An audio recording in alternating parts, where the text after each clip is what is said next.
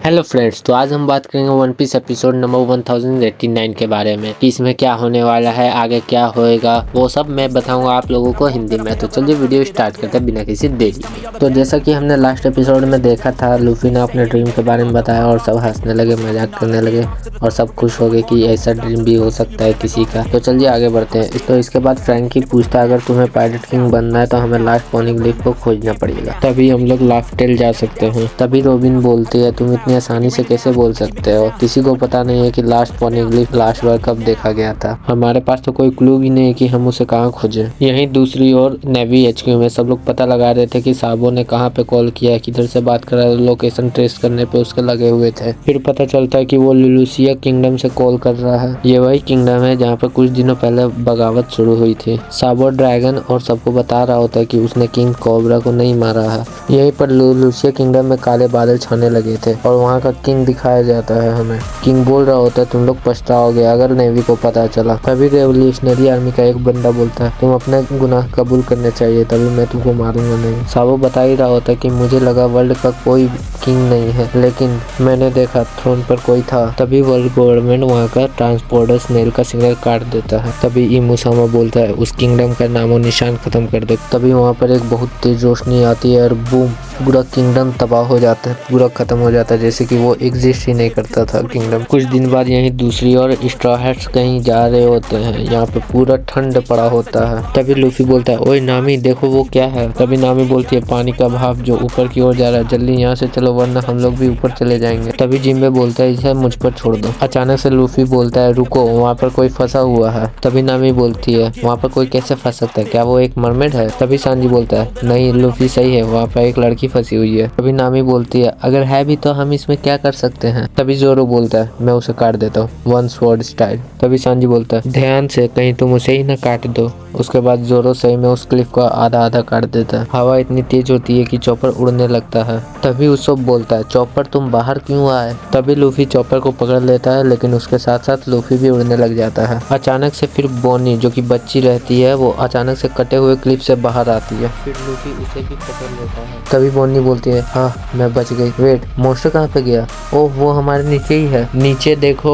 तभी नीचे से एक बहुत बड़ी शार्क मछली आ जाती है, लेकिन वो लोग बच जाते हैं। तभी जोरो बोलता है ओह वो क्या है, एक शार्क नहीं ये मेटल की बनी हुई है। तभी जिम्बे बोलता है ये सही नहीं है, लूफी और सब समुद्र में गिर गए हैं। फ्रैंकी तुम शिप संभालो, मैं अभी आता हूँ। फ्रैंकी वहाँ से शिप लेकर भागने ही वाला होता है कि शार्क उन लोगों पे मिसाइल छोड़ देता है। बहुत बड़ा धमाका होता है जिसके कारण की शिप और बाकी सब लोग पानी में डूब जाते हैं। यहीं दूसरी ओर जिम्बे लूफी सबको बाहर लेके आता है, लेकिन तभी वो मैकेनिकल शार्क उन पर भी मिसाइल छोड़ देता है। जिम्बे वहाँ से दूर जाने लगता है कि तभी वहाँ पर एक रोबोट आ जाता है और उस शार्क को एक पंच में ही नॉकआउट कर देता है। वहीं कहीं पास के आइलैंड में ताशिगी कुछ बच्चों को मेडिसिन दे रही होती है। तभी एक फीमेल ऑफिसर ताशिगी को बोलती है कि आप कुछ कर नहीं सकते हेलमोको का। तभी ताशिगी बोलती है तुम जानती हो इसमें मैं कुछ नहीं कर सकती, उसके बेस्ट फ्रेंड की जान दाव पे लगा हुआ है। मैं भी कोबी के लिए परेशान हूँ, वो मेरा जूनियर था। यहीं दूसरी ओर कोबी बड़े ऑफिसर्स को बोल रहा होता है कि प्लीज आप लोगों को मुझे सुनना ही पड़ेगा, मैं भीख मांगता हूँ, हम लोग एक ही साइड में हैं, आप लोगों को हमारे साथ पायरेट आइलैंड चलना ही होगा।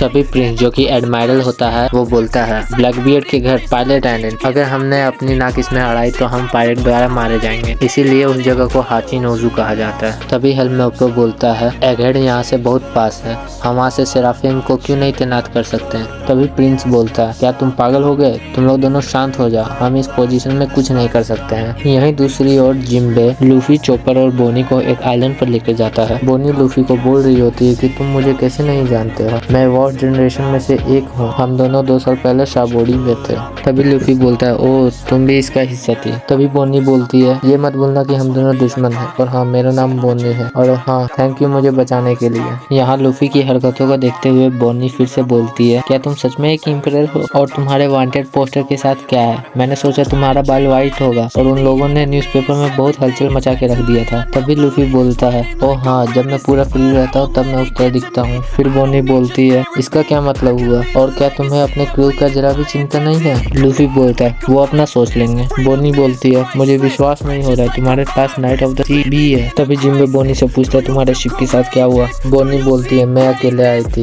वो मेटल वाला मोस्टर मेरे शिप को निगल गया, और उससे याद आया आया, मुझे भूख लगी है। तभी लूफी बोलता है रेस्टोरेंट चलो, मैं बहुत भूखा हूँ। तभी चॉपर पूछता है लूफी तुम्हारे पास पैसे हैं? तभी बोनी गुस्से में बोलते हैं तुम लोगों को पता भी है कि क्या चल रहा है? हमें यहाँ पे कोई खाना नहीं मिलेगा। ये एक गवर्नमेंट का आइलैंड है, क्या मुझे सब कुछ बताना होगा? हम लोग एक हेड पर हैं। ये आइलैंड जो कि 500 साल फ्यूचर में चलता है। यहाँ पर डॉक्टर वेगापंक का रिसर्च लैब है। मैं यहाँ पर हूँ वेगापंक के कारण, मुझे उससे कुछ काम है। यहीं दूसरी ओर रोबोट शिप को बाहर निकाल लेता है। फ्रैंकी और उsopp इसको देख के पूरा खुश हो जाते हैं और बोलते हैं जाइंट रोबोट। उस जाइंट से एक लड़की बाहर आती है और बोलते हैं ये भी एक फेलोन निकला, ऐसा क्यों होता है? तभी सांजी बोलता है कोई बाहर आ रहा है। फ्रैंकी पूछता है हमें बचाने के लिए शुक्रिया, तुम कौन हो? तभी वो बोलती है मैंने उस शार्क को ऑर्डर दिया था कि काउंट करना है, मुझे रिपोर्ट करना है और फायर करना है, लेकिन वो शिप्स को खाई जा रही थी। बचाने के लिए कुछ भी नहीं बचेगा, मैंने प्रोग्राम में गड़बड़ी कर दी थी, मुझे माफ करना। तुम्हें लगता है मैंने तुम्हें बचाया? तुम लोग बहुत भोले पायरेट हो। मैं वर्ल्ड गवर्नमेंट के लिए काम करती हूँ, वो लोग मुझे साइंटिफिक जीनियस बुलाते हैं,